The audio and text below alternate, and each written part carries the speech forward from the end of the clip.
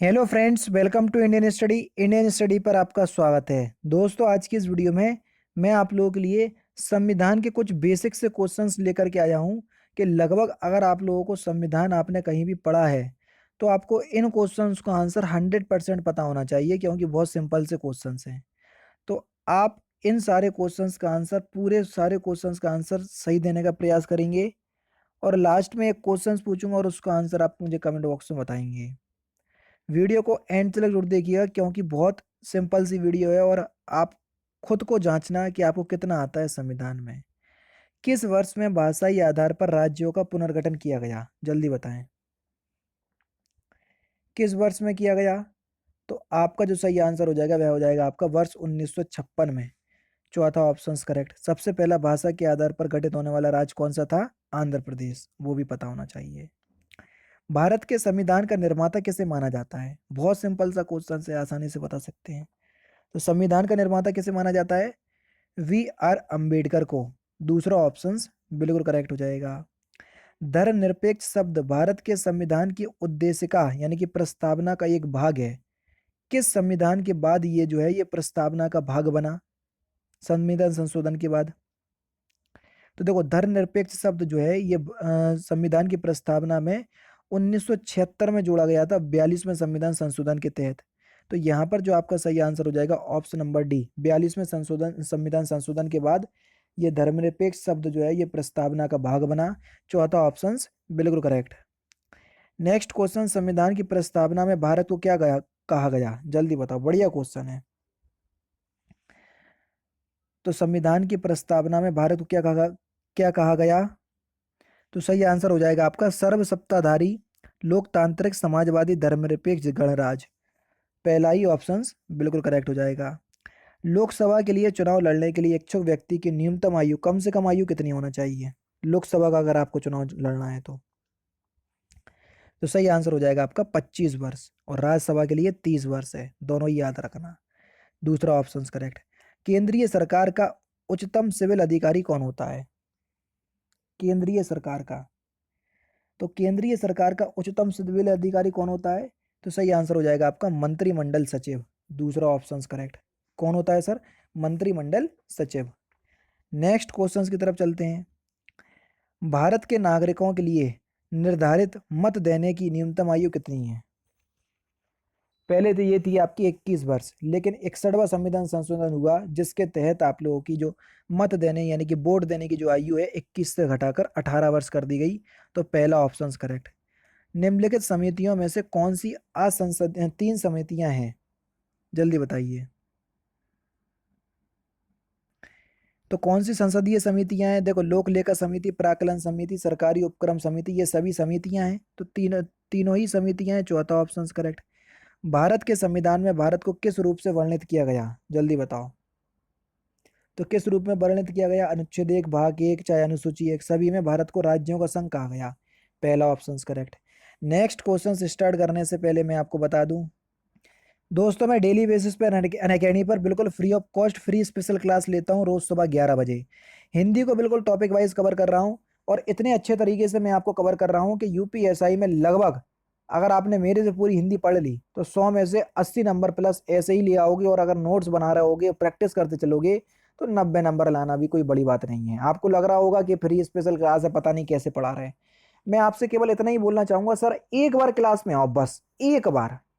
उसके बाद अगर आपको क्लास समझ में नहीं आए, जो भी मैं आपको टॉपिक पढ़ा रहा हूँ, क्लास को डिसलाइक करना, आराम से आ जाना और 4 दोस्तों से और बोल देना कि तारिक सरवर सर की क्लास डिसलाइक कर दो। लेकिन अगर नहीं आओगे तो मुझे आपत्ति होगी। क्लास का लिंक डिस्क्रिप्शन में मिल जाएगा, उस लिंक से आप आ सकते हैं। और अगर क्लास तक आने में आपको कोई दिक्कत हो रही है तो मैं पूरा ट्यूटोरियल बता दे रहा हूँ किस तरीके से आपको क्लास तक आना है। आप लोगों को सबसे ज़्यादा दिक्कत हो रही है मेरी स्पेशल क्लास लेने पे, जो रोज़ सुबह 11 बजे चलती है। आप जैसे ही अनअकैडमी पर अपना अकाउंट बनाएंगे तो आपके सामने ये विंडो खुल करके आएगी, तो आपको UP triple S C search करना है। यूपी ट्रिपल एस सी या स्टेट पीसीएस में आपको ये यूपी ट्रिपल एस सी देखने को मिल जाएगा। तो हमने ये देखो, ये मिल गया यूपी ट्रिपल एस सी, तो हमने इसको सिलेक्ट किया। सिलेक्ट करने के बाद हमने हिंदी को जो है वो सिलेक्ट कर लिया, हमको हिंदी मीडियम से पढ़ना है। आगे की जो आपकी प्रोसेसिंग है वो यहाँ पर हो जाएगी और आपको यहाँ पर यूपी ट्रिपल एस सी लिख करके आ जाएगा। देखो ये लिख करके आ गया यूपी ट्रिपल एस सी। अब UP triple S C category में आपको कुछ नहीं करना, आपको जाना है ये सर्च पे और यहाँ पर आपको मेरा नाम सर्च करना है। मेरा नाम है तारिक सरवर, TARIQ, तारिक सरवर, ये मेरा नाम है। तो देखो मैं आपको वहां पर दिख जाऊंगा, ये दिख गया मैं, ठीक है। यहाँ पर जैसे ही आप करोगे तो आपके सामने, इसको आपके लिए करोगे तो मेरी सारी क्लासेस आपके सामने आ जाएंगी, जो आगामी क्लास होंगी वो भी आ जाएंगी। देखो ये सारी क्लासेस आ गई, अभी हाल ही में क्लास लेकर के हटा हूँ 37 मिनट पहले।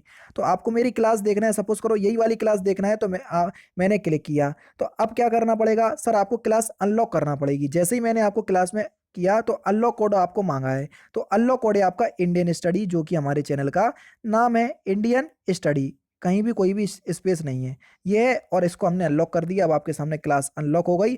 आराम से आप क्लास का लुफ्त उठाइए और डेली बेसिस पे आपके पास नोटिफिकेशन भी पहुंच जाया करेगी। अब आपको समझ में अभी आ गया होगा सब कुछ, ठीक है। अब मिलते हैं, जैसे भी आपकी क्लास होगी आप उस तरीके से देख लीजिएगा जैसा कि मैंने आपको बताया है। नेक्स्ट क्वेश्चन सर आपके सामने, भारत में कौन सी प्रणाली है, जल्दी बताओ। भारत में कौन सी प्रणाली है? तो सही आंसर हो जाएगा आपका संसदीय प्रणाली, पहला ऑप्शन करेक्ट। कौन सी प्रणाली है? संसदीय प्रणाली, पहला ऑप्शन करेक्ट। भारतीय सर्वोच्च न्यायालय के न्यायाधीशों की नियुक्ति कौन करता है, जल्दी बताओ। भारतीय सर्वोच्च न्यायालय के न्यायाधीशों की नियुक्ति कौन करता है? तो सही आंसर हो जाएगा आपका राष्ट्रपति, पहला ही ऑप्शन करेक्ट। निम्नलिखित में से संविधान का वह कौन सा आर्टिकल है जो जम्मू कश्मीर को विशेष राज्य का दर्जा प्रदान करता था? है की जगह अब ये था कर लो, क्योंकि खत्म हो गया ये दर्जा। तो सही आंसर हो जाएगा आर्टिकल 370, तीसरा ऑप्शन करेक्ट। किस राज्य की विधानसभा के अधिकतम सदस्य कितने हो सकते हैं? किसी भी राज्य के विधानसभा की अधिकतम सदस्य सीटें कितनी हो सकती हैं? तो कितनी हो सकती हैं? सही आंसर हो जाएगा आपका 500, यानी कि तीसरा ऑप्शन जो है वो आपका बिल्कुल क्या हो जाएगा सर, करेक्ट हो जाएगा। नेक्स्ट क्वेश्चन, भारत का मुख्य निर्वाचन आयुक्त कितनी अवधि के लिए पद पर रहता है? कितनी अवधि के लिए? 6 वर्ष या 65 वर्ष की आयु तक के लिए, जो भी पहले हो, तीसरा ऑप्शन करेक्ट। अब तक भारत के संविधान की उद्देशिका में कितनी बार संविधान हो चुका, संशोधन हो चुका है? उद्देशिका का मतलब प्रस्तावना से है। कितनी बार संविधान संशोधन हो चुका है उद्देशिका में, यानी कि प्रस्तावना में? तो सही आंसर हो जाएगा केवल एक ही बार हुआ था, वो भी कौन सा, 42वां संविधान संशोधन 1976 में हुआ था, ठीक है। संविधान में मौलिक कर्तव्य किस संशोधन द्वारा जोड़े गए? मौलिक कर्तव्य की बात हो रही है, ये क्वेश्चन आपका पूछा जा चुका है कि मूल संविधान में मौलिक कर्तव्यों को किस आर्टिकल में रखा गया था। मूल संविधान का मतलब जब ओरिजिनल हमारा संविधान बनकर के तैयार हुआ था तब मौलिक कर्तव्य नहीं थे, इनको तो 42वें संविधान संशोधन के द्वारा 1976 में सरदार स्वर्ण सिंह समिति की सिफारिश पर जोड़ा गया था। तो 42वें संविधान संशोधन के द्वारा जोड़ा गया था आर्टिकल 51A में, ठीक है। तो दूसरा ऑप्शन करेक्ट। निम्नलिखित में से किस देश का अलिखित संविधान है? तो किस देश का अलिखित संविधान है? यूके, यानी कि ब्रिटेन, दूसरा ऑप्शन करेक्ट। भाषाई आधार पर भारत में पहला राज्य कौन सा बनाया गया? भाषा के आधार पर, अभी हाल ही बताया मैंने आपको पहले ही क्वेश्चंस में। तो उस राज्य का नाम है आपका आंध्र प्रदेश, तीसरा ऑप्शन करेक्ट। भारत में उच्च न्यायालय के न्यायाधीश को पद की शपथ कौन दिलाता है? उच्च न्यायालय की बात हो रही है, उच्च न्यायालय के न्यायाधीश को पद की शपथ कौन दिलाता है? तो सही आंसर हो जाएगा उस राज्य का राज्यपाल, दूसरा ऑप्शन बिल्कुल करेक्ट होगा।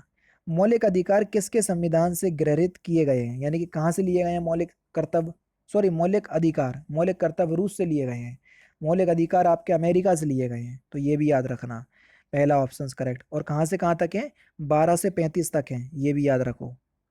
नेक्स्ट क्वेश्चन आपका, आयरलैंड से क्या लिया गया है? राज्य के नीति निदेशक तत्व। ऑस्ट्रेलिया से संवर्ती सूची ली गई है। रूस से आपके मौलिक कर्तव्य लिए गए हैं, ये भी याद रखो। कोलकाता में उच्च न्यायालय की स्थापना किसके द्वारा की गई? तो किसके द्वारा की गई थी? 1773 का विनियामक अधिनियम, पहला ही ऑप्शन करेक्ट। भारतीय संविधान में अपशिष्ट शक्तियां किसको सौंपी गई? अपशिष्ट शक्तियां, ऑप्शंस ये हैं आपके सामने। तो सही आंसर हो जाएगा केवल संघ संसद को, तीसरा ऑप्शन करेक्ट। भारत में संविधान में संवैधानिक उपचार का अधिकार निम्नलिखित में से किस अनुच्छेद में दिया गया है, जिसको डॉक्टर भीमराव अंबेडकर ने संविधान की आत्मा भी कहा है? तो कौन सा आर्टिकल है? आर्टिकल 32। जबकि संविधान की आत्मा कहा जाता है आपको उद्देशिका यानी कि प्रस्तावना को। लेकिन डॉक्टर भीमराव अंबेडकर के अनुसार पूछें कि संविधान की आत्मा किसे कहा गया है, तो उन्होंने अनुच्छेद 32 को कहा। ठीक है। राष्ट्रपति की सेवानिवृत्ति आयु कितनी है, जल्दी बताओ। 70 वर्ष नहीं है, 75 वर्ष नहीं है, 60 वर्ष नहीं है। तो राष्ट्रपति की सेवानिवृत्ति आयु, इस क्वेश्चन का आंसर आप मुझे कमेंट बॉक्स में बताएंगे, देखते हैं किसको याद है। ठीक है।